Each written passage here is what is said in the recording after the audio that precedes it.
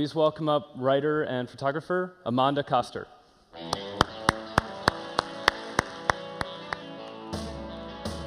Thanks, Brady. Hello, my name is Amanda Koster, and I founded SalaamGarage.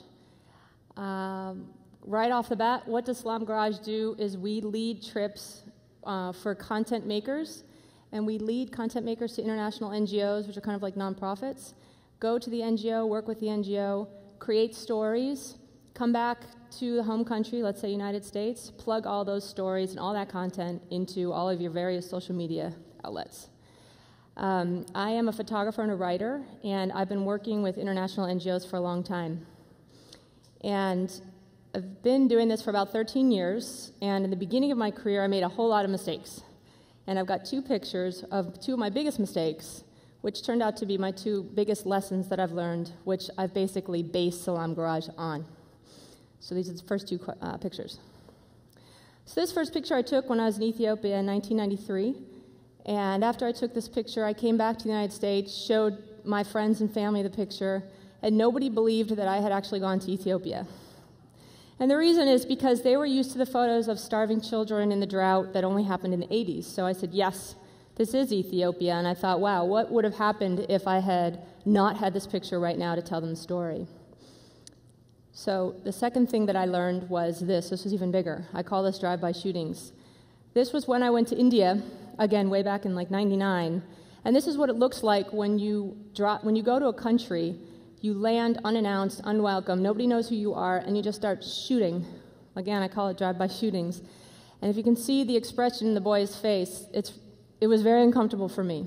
So in that moment, I realized, wow, this is really uncomfortable. I don't ever want to feel this way ever again, but I want to continue doing my work.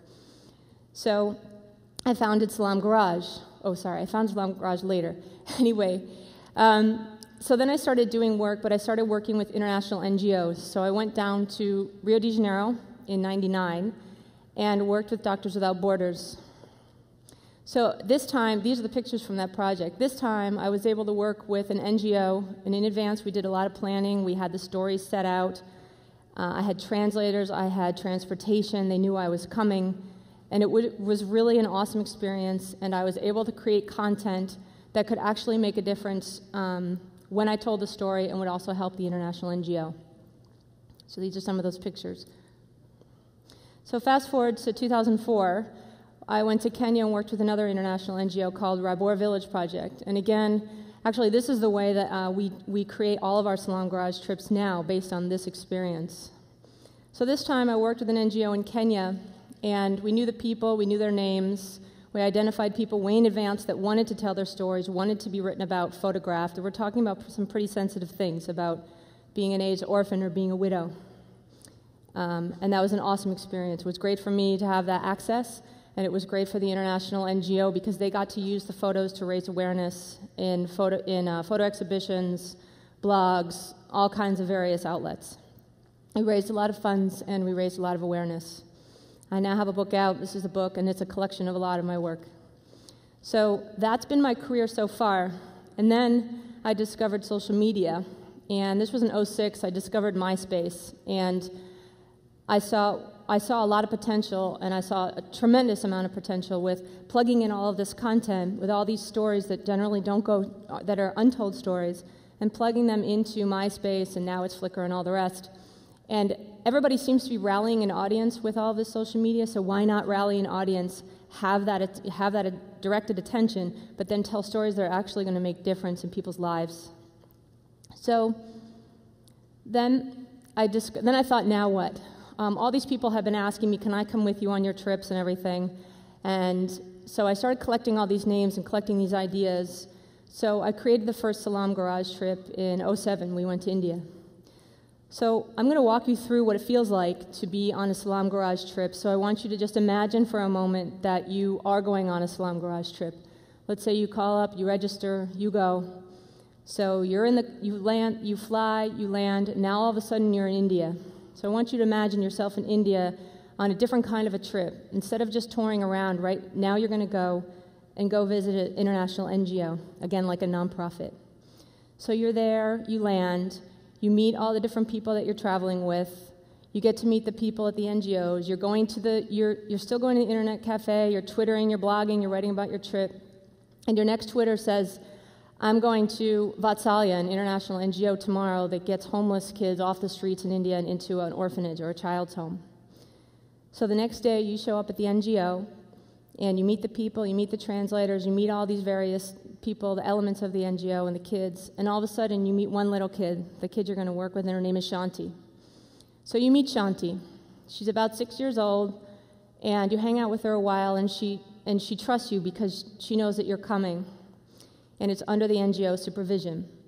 So you hang out with Shanti, you see where she lives, you go to her school, you see where she eats, you meet her friends, and so slowly but surely she starts to tell you what it was like to live on the streets of India and what it feels like now to be rescued off the streets and be living in this NGO. And she's happy to tell you the story because, she knows you're coming, and she really wants to tell her story. So now imagine yourself learning about her, writing about her, blogging about her, twittering, and all the things that you've already been doing in your life.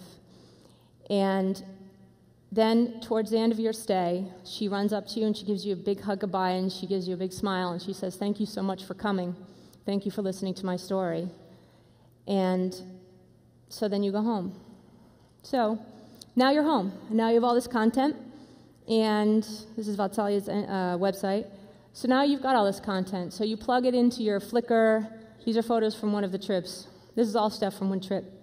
You plug it into your Flickr account, Flickr stream.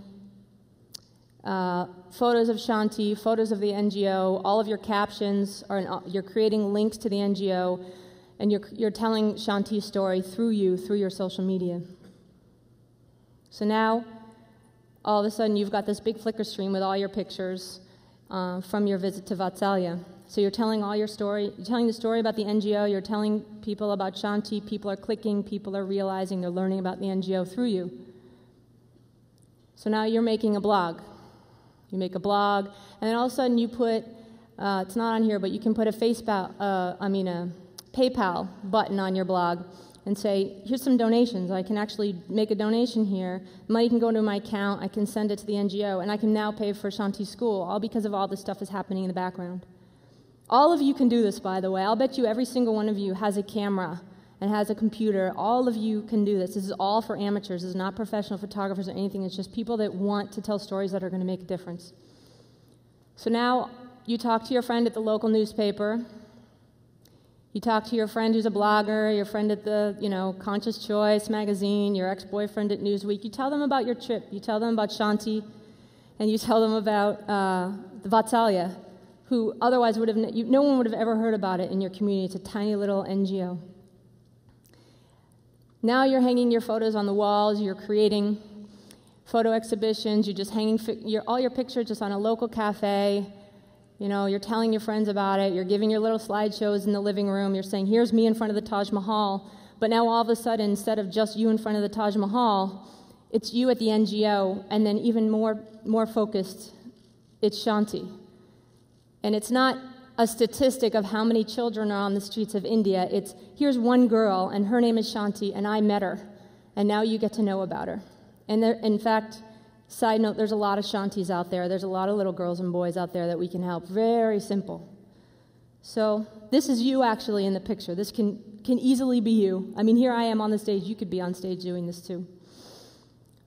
So this was Gnome Decks and all the things that are going on. So I just want you to imagine yourself doing something like this, because it's totally possible. Every single one of you in this room could do something like this. So we have some upcoming trips. One is going to be pretty awesome. It's in Guatemala, working with an NGO that gets land ownership to indigenous people. And then we're going back to Vatsalya in India, the NGO Vatsalya in India, on these dates. So we are going to have a Birds of a Feather event tomorrow night at 7 p.m. So if you have any questions, you're welcome to join us. It's on schedule. And I just want you, if you take nothing away from this, is just imagine right now, with the technology and everything you're doing, what you could be doing to help little kids like Shanti. Thank you so much. Enjoy the conference.